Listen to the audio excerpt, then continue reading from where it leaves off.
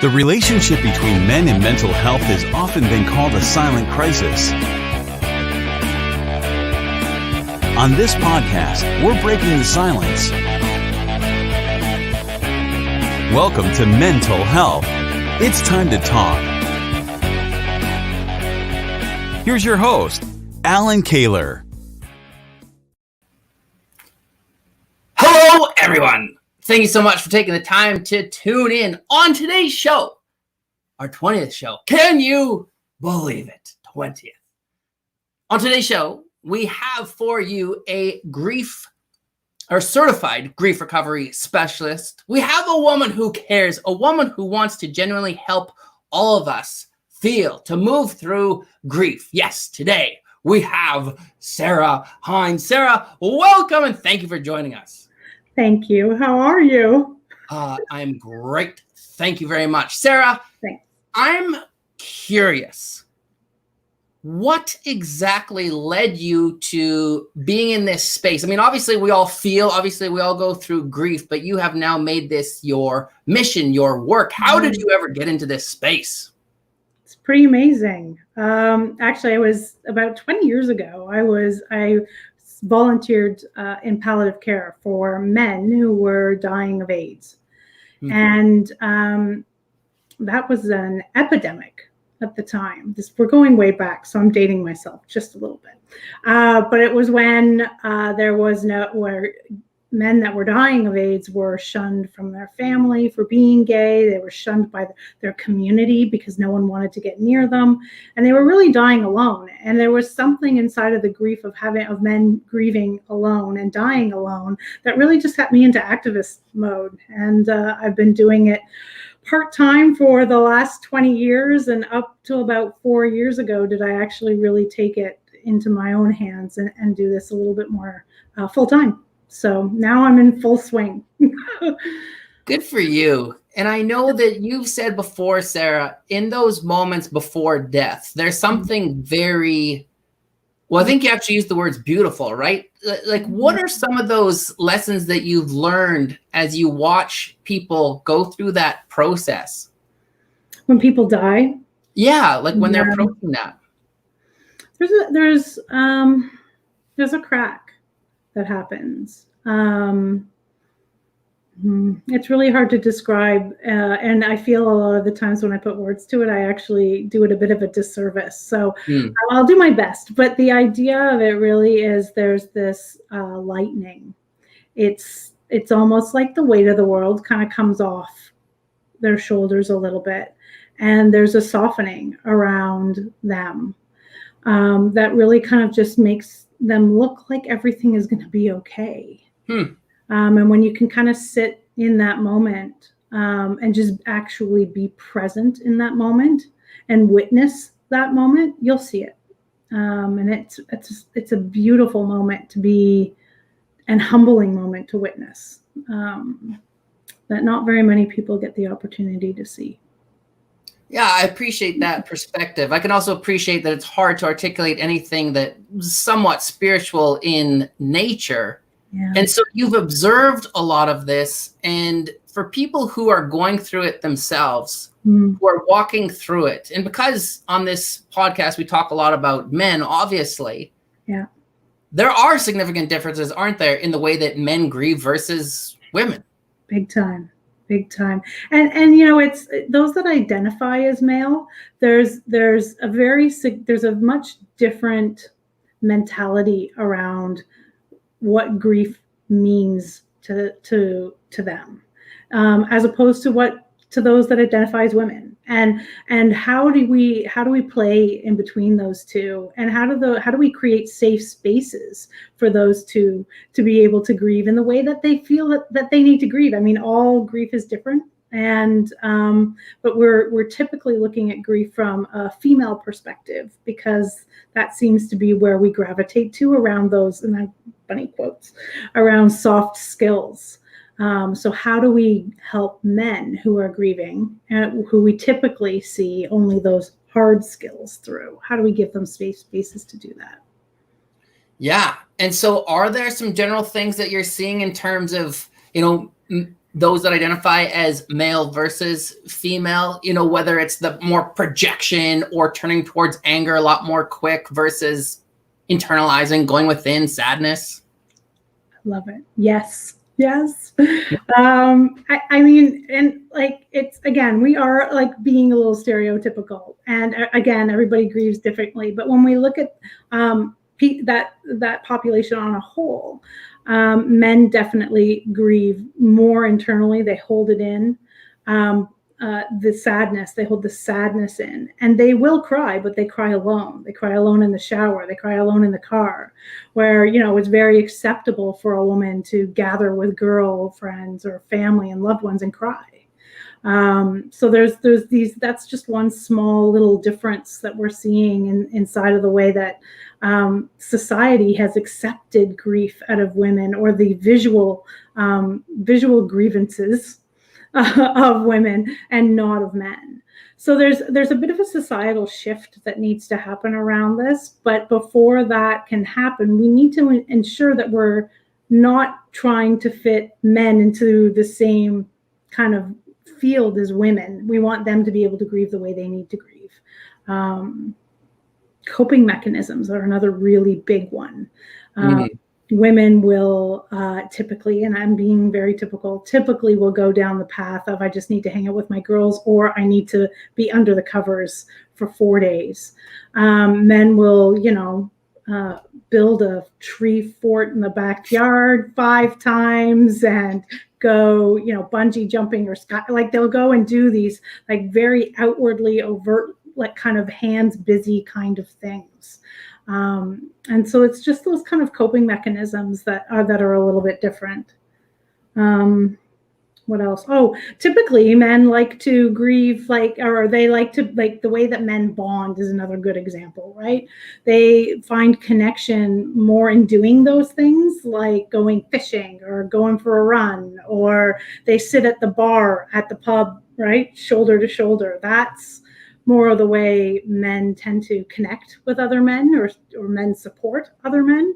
Whereas with women, we want to like sit on the couch and drink wine, or we want to sit and have face-to-face conversations rather than shoulder-to-shoulder doings, right? So there's just these little tiny different nuances, and they're not one isn't better than the other. It's just different the way that we grieve.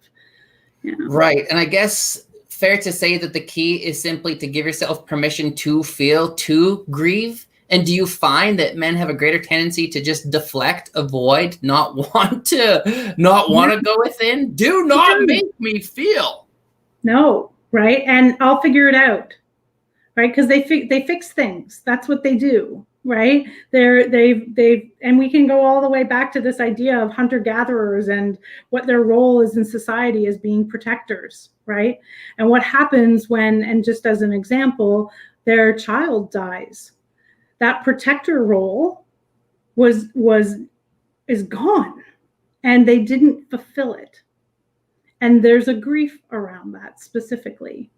And it's interesting, actually, because there's a lot of talk right now about disenfranchised grief. And disenfranchised grief is really grief that we don't really give credit to, as an example. So a good example of that is abortion. Right? When a woman has an abortion, there is a grief that happens around that situation that we don't talk about as a society. Pet loss is another good one, right? We don't give that very much credit, right, in society as we would other things, right? So men, in a lot of ways, have this as well, right? You know, when someone's child dies, they typically worry about the mom, right? They worry about you losing your baby. They don't really talk to the man of the father, right? And so there's really a few things, and maybe that's by design, right? Maybe it is, but there's something to that.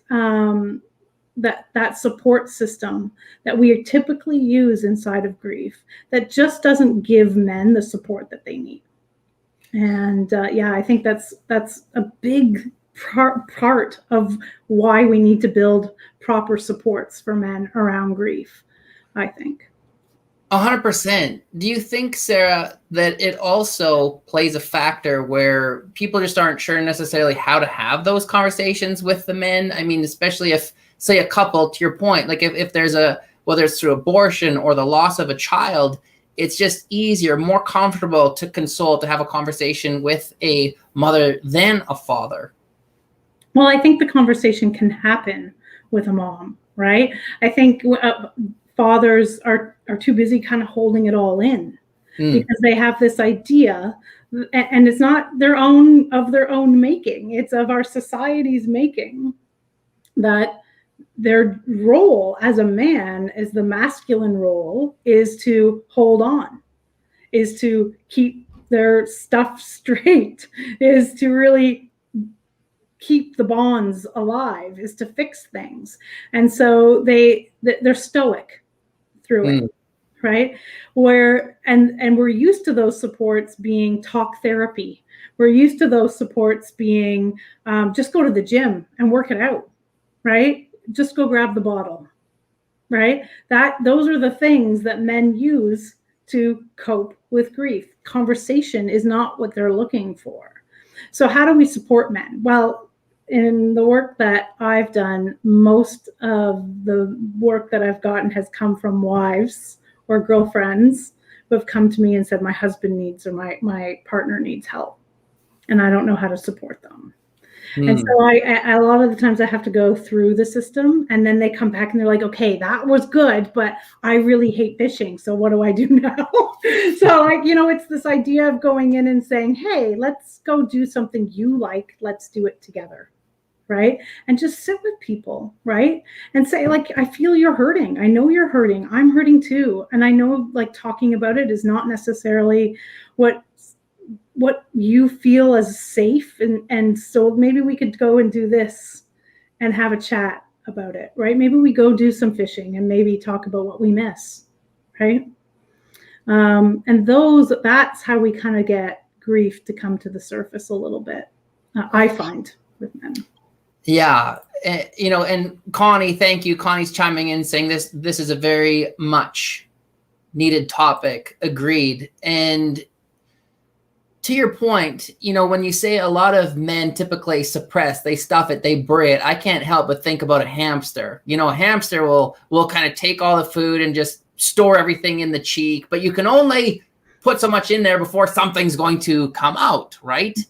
And do you meet with at what point do you find that, especially for the men, they're finally able to get to that point where, okay, I'm either, maybe it is this extreme, it's either I'm not going to live till tomorrow, or I think I just need to connect with someone like yourself who's certified around this topic. Yeah, and it typically has gotten to the point, and for women too, this isn't just men, but typically it comes to the point where it's unignorable. Yeah. Right? So whatever that boundary is, right? Suicidal ideation is a big one for men. It gets that bad, right? Before they seek help. They can look at the signs of depression and check off a few of those things on that list, and then they'll go seek help. So it gets pretty dark pretty quick for men. Women are they're a little bit more open with their feelings. They feel things through a little bit, and they are can say something is not quite right, and I think I might have depression. And it's not to say that they don't go through those same things, but even admitting it is a hard thing for men. Typically, it's very difficult to even admit that there might be a problem, where women tend to be a little more curious around it. Anger, right? It comes out as anger. It comes out as frustration. It comes out as silent. I'm not saying a word. I'm going to sit here and I'm going to woodwork, and I'm not going to say a word ever. And they're quiet, right? They're quiet. I'm going to go out and I'm going to go build a boat, right? It comes out in physically before it comes out verbally. Well, you made a good point before too. It's I think that people really get hung up in the approach. I'm going to guess that a lot of people who listen to this it's twofold. it's those who are trying to figure out how to best support the men in their life. And there's probably a few men who are feeling it's a little more comfortable, safer to just listen to this discussion via a stream or podcast. But I think that we overthink this when we're trying to support the people. And you said it perfectly. Like, first of all, let's just agree that silence is not the answer, right? To ignore it will not be the solution. And you said, let's just sit with them. Let's, is there a way, Sarah, that you help people simplify the approach when someone around them you just sense is struggling? It's a really good combination of finding the right words and supporting it with action. So finding the right words is typically the hardest part. And you'll hear a lot of this in any kind of grief podcast or anything like that. But saying things like, oh, at least you had time, not helpful, right? Comparing loss, right? Oh, at least you didn't lose, your son, right? There's always that comparison piece. Or, God's got a plan. Like, those things are just not helpful. But I understand why people say them, because they need to say something. They feel like they need to say something. So typically what I advise is, if words are hard, say you don't know what to say. And it's honest and it's real and you're open, right? So it's very simple to say, this is probably one of the hardest things I've ever heard of anyone having to go through. And I just don't know what to say there's nothing I can say that's going to make it feel better. I'm so sorry I don't have words for this, but I'm here for you. And it's that add-on of I'm here for you that is the action, right?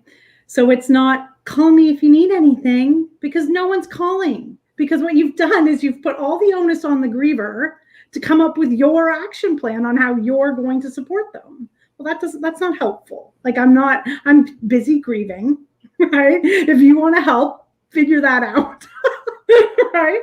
So how do we actually support it? We ask questions or we offer things that have yes, no answers, right? I'm going for a walk. Want to come? Right? Actually, I was at the grocery store or groceries got delivered and they gave me an extra milk. I'm going to drop it off on your porch. Are you home? Right? There's all of these little tiny things that we can do to support them. The loss of a spouse. I just was remembering the other day a great story about Kate. When you're ready and you want to hear it, let me know. Right? You've got these moments where you can create memories with someone and support them so that all they have to say is yes or no. But the very first place is to say that you can't find the words. I'm sorry, I just can't find the words, but I'm here. Right? It's so much better than trying to love and light them out of it, because you can't. So I think even with men, being able to say, I'm so sorry, I don't have the words.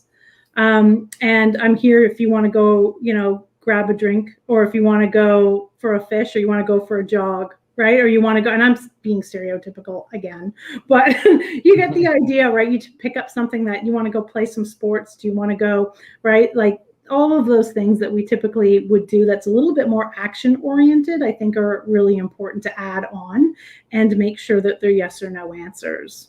I think it's also really interesting. People have a hard time hearing no. And I find it really interesting that we think that we're not being supportive if they say no. And I'd like to just change the paradigm on that I would rather hear 8 million no's than not offer it because I thought they didn't want it. Right? So being able to hear no multiple times is supportive. Your words before the no, the question is supportive, right? Not the answer. So we need to focus on that a little bit more too. But I could talk for days. I don't know if you've noticed. Thank you for sharing all that. Those are very good strategies, good ways to just leave those hooks.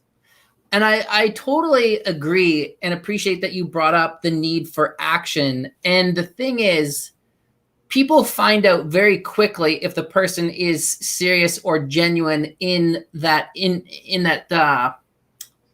call to action, because if that person finally says yes, or they reach out and they're ready to do something but that other person's like, oh shoot, you know what? I have to get to a meeting, or hang on. That's where that person, I find, typically reverts and goes backwards, right? That's it, right? Or like they're sitting there and they think, you know who I'm going to call? I'm going to call Allan, right? And I'm going to go over and see him. And they walk over to you, and you're surrounded by 3 kids. You've got the phone on your ear, and your wife is like waving you down over in the corner, right? They're not reaching out to you, and you would drop all of it in a heartbeat just to help. So do that first, so that they don't have to go through that and worry about, getting up into your busy day. Yeah, totally. Do you find, Sarah, that when anyone finally gives himself permission to feel, that it's just like, it's this jar that opens and it's just blah? It's happened a few times where I've really sat and I've just listened to the story. And it's amazing, the story that gets weaved if you just give space to words. It typically starts with the latest kind of story of grief. But then it goes into something a little bit deeper. And then it goes, well, maybe. And it gets into this questioning, into this fixing role, because men love to fix things. Right? I want to fix this. And maybe it's because of this. And maybe if I just fixed this, all of this would go away, right? This would all go away. And then you start reverting back. And before you know it, you're listening to stories of how they grew up. Right? And it's just about listening. And it's amazing to see and hear the mind, the emotion work through all of it. And then in a moment, it's over. They realize what they've done. Right? And it's scary. And it's scary to hear all of that. I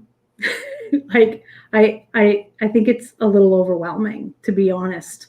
And it's only happened for me in all of the work that I've done a couple times. Yeah, it's interesting, because you've said the word fix a few times, and if we can just remember, it's not our job to fix, but rather the power of listening. It is incredibly profound. I'm curious, because obviously death is inevitable for everyone, but we don't really want to talk about it. I mean, even the idea of grief, do you find that we're much more reactionary, opposed to like, why the fear? I have no idea. No, I think it's twofold, right? I think we don't want to think about death at all, and as a society, we typically have kind of petted our way through it. Right?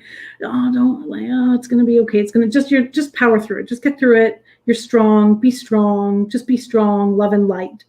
God has a plan, right? All of those things are typically the way that we soothe ourselves through grief. So when death happens and we're sad, we don't accept these emotions around anger, frustration, sadness. All of those things are things we need to get over. Whereas, when a baby is born, we're excited, we're happy, we're looking towards the future, and those are acceptable emotions, right? So we've shunned the stuff that we feel when bad things happen, and we've exonerated or kind of like exalted around these beautiful feelings. And now we're stuck into this moment of birth or death. Well, I prefer birth, right? And we don't really see them actually as the same thing. This idea of a celebration of life.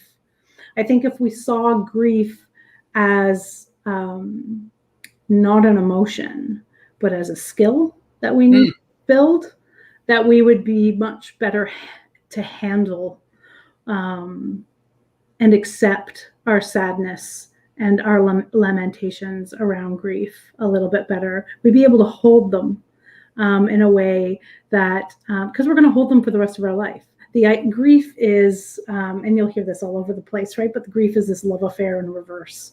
You grieve because you've loved, and how lucky are we to have done that? So to shun it or to get over it or to hide it is a really sad thing. That I think is sadder than the grief itself, to be honest. The other part of it too is we don't really think much about this idea of grief and what is grief and why are we grieving? We're grieving because we were lucky enough to have someone amazing in our life. That's a good point. You know, you put a beautiful spin on it. It's like that saying, better to have loved and lost than never to have loved at all, right? Good point. Yeah. And like I said, I mean, I shared this before, but Brad's chiming in, loved the idea of honoring all emotions, including grief and loss. Yes. It's one of those, like, there's so many layers to it, isn't there? Especially for men, because you have all those old stereotypes that still exist, and you've alluded to some of those, you know, be strong, be a man, put your head down, suck it up. Well, if emotions are energy, which they are, if we don't look at them, then obviously they become problematic. And you've also shared in our previous conversations that, again, not to generalize, but those who identify as male, they store grief differently, don't they? Yeah, the body, right? Well, women do too, but they because it, like, I think there's studies out there. So and it's worth researching. But men actually, physical illness is a very big part of male grief. They typically see some sort of illness, physical illness, come out within a year of significant loss. And I'll find the research, but because I've read it before, I just don't remember where. And I'm pretty sure it was a good resource. So I'll find it for you and I'll send it off. But this idea that it's all held inside, right? We've created this, you know, they talk about a man cave, and all I imagine is, like, in the center of it is this big ball of grief, right? Like, no wonder we need to go isolate. We've got all these things we're carrying, right? And how do you actually, like, sit down and hold all this big cement ball that we're ashamed of, right? You're ashamed of having to hold it. Whereas typically what we'll see inside of, you know, healing circles or therapy is that now let's get it out. We're going to get it out with talk therapy. Well, men don't feel safe talking about things. They feel safe doing things. And that's why you see those coping mechanisms. I'm going to build a treehouse. I'm going to build a boat, right? That's grief. That's giving grief somewhere to go. And it's not a bad thing as long as they're healthy things that we're doing, right? We're not hitting the pub at 9 a.m, right? We're sitting down and actually doing something, kind of giving our grief somewhere to go. So you see a lot of that happening in men specifically when it comes to grief, because they're carrying a lot that they're ashamed to be carrying. Yeah, and shame is so toxic. And the thing that I found, and maybe it's more, you know, as a father, realizing that children are always observing, they're always watching. And the reality is that if, as adults in general, if we cannot give ourselves permission to feel, to grieve, to be vulnerable, then there is no way that those that follow will, especially the boys, right? And so you've touched on it already, Sarah, but are there other ways that we can help men to be more vulnerable or create the spaces where this healing has a greater chance to happen?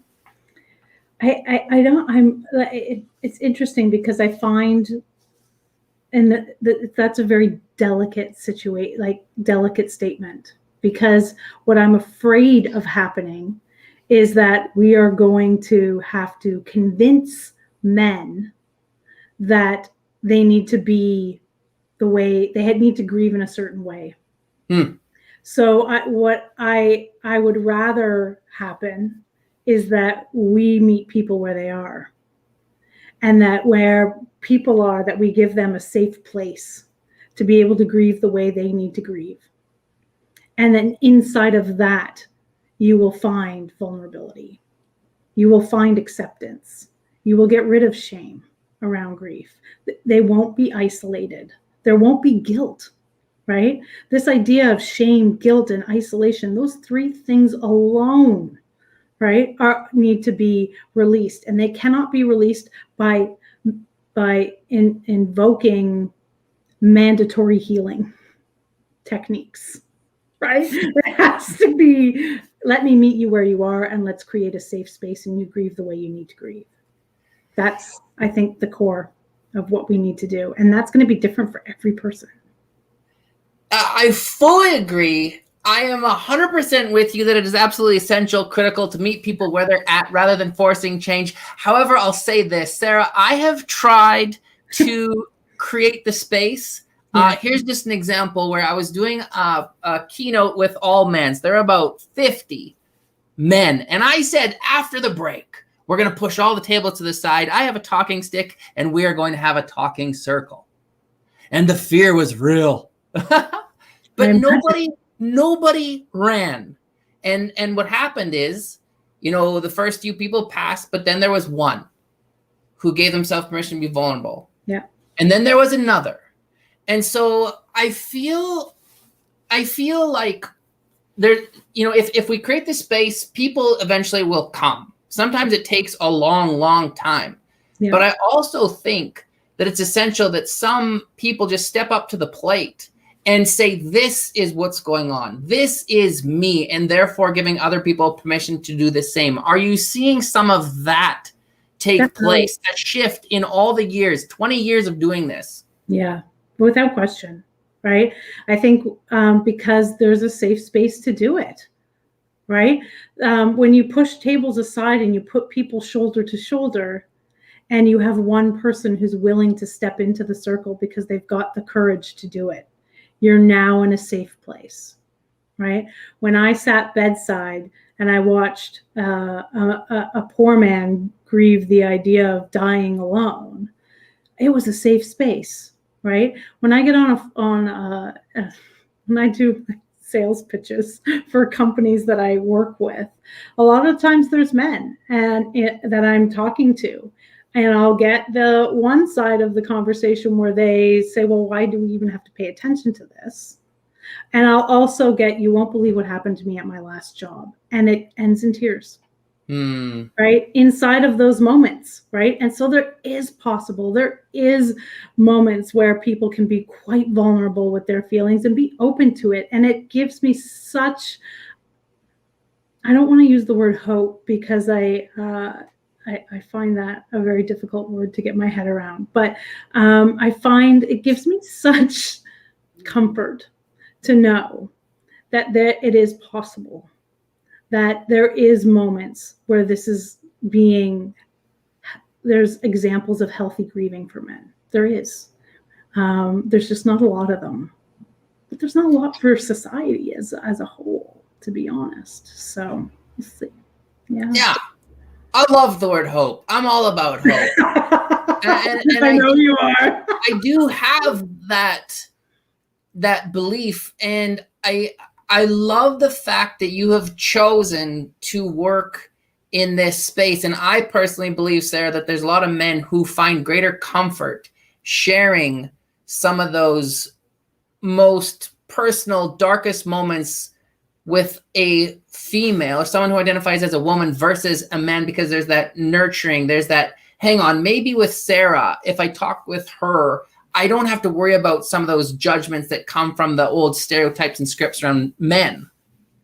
That happens. And then they'll tell me a really big story. And then they catch themselves, like I said earlier, they'll catch themselves. I can't believe I just told you all of that. Like it kind of catches them off guard a little bit, and they kind of go, I am so sorry. And I'm like, don't be sorry for that. That was a beautiful story. And I'm just so honored that you would share that with me. Of all the people, thank you. And they're like, they don't want to hear, like, it's like, I don't want to. Okay, anyways, so when are we going to catch up again, right? And I know that I'll have to call like, hi, like 5 times before they'll even talk to me again. And they will never mention the story again. Wow. So it's a really interesting play. They need to get it. It proves to me that it needs to come out, that it needs a safe place to land. And on occasion, that's me. And I'm beyond grateful and humbled by the, I don't even know how to describe, just the honor of being the one that heard the story. There is something incredibly humbling, I guess, when they choose to share things with you, when they choose to share things with us. There's 2 things for me, Sarah, that resonated. You know, in that example that you shared, the individual will say, I'm sorry. And I think that, wow, we are often so quick to apologize for showing emotion or for maybe saying too much or revealing what's on the inside. But what I love is the second thing, that you just validate, saying something like, thank you for sharing that with me. That was beautiful. And I know for me and for a lot of other people, it's key when we give ourselves permission to go to those places where we're just met with something that's not more shame-based, or where they're uncomfortable and they just like, I gotta go. No, when you can just say, wow, thank you. Thank you for choosing me to share that with. That's amazing. It's amazing. It is amazing. You know, we sat bedside. I sat bedside for so long, and I watched families become so operational around bedside, because that's what we remember doing, right? That's what we know to do. When's the next appointment? When's the doctor coming? Do we know what the next treatment is? All of those things are what people focus on at the end of life, right? And I continue to say those things are going to happen whether you remember them or not. What isn't good, you're not going to be around for, is a moment like this, where you're sitting there with someone at the end of their life, and they've honored you with allowing you to be present for it. It is that and I think if we don't have these same barriers around birth, where, you know, we get excited when we're allowed to be in the room, right, when a baby's being born, but we certainly don't get excited about being honored with the presence of being there when someone dies. And we should be, because it is one of the most humbling and most beautiful experiences that you will remember for the rest of your life. Beautifully spoken. And I really appreciate that you've made this part of your life's work, that you step into that space, embrace the space. And I know that you do a lot of work with corporations around grief and loss, but you also do the one-on-ones, or even groups, you know, virtually if need be. But if there's someone, Sarah, who's listening and maybe connects with some of the things that you're saying, or just wants to reach out, what's the best way for them to do that? griefadvocacy.com. That's where I'm at. I mean, I'm everywhere. Well, I'm not on TikTok. You're like the wind. I'm with the wind. No, I'm on LinkedIn. So Sarah Hines on LinkedIn. I'm on Facebook. If you look up grief advocacy, you'll find me. Okay. Yeah. Perfect. Well, I really genuinely appreciate you taking the time to join us this evening. And thank you so much for all the incredible work that you're doing around this topic of grief, around loss. Thank you. You're just an amazing soul. I adore you. Thank you. Well, I appreciate it. Thank you so much, Sarah. And thank you so much, everyone, for taking the time to tune in. Take good care. And yes, be well.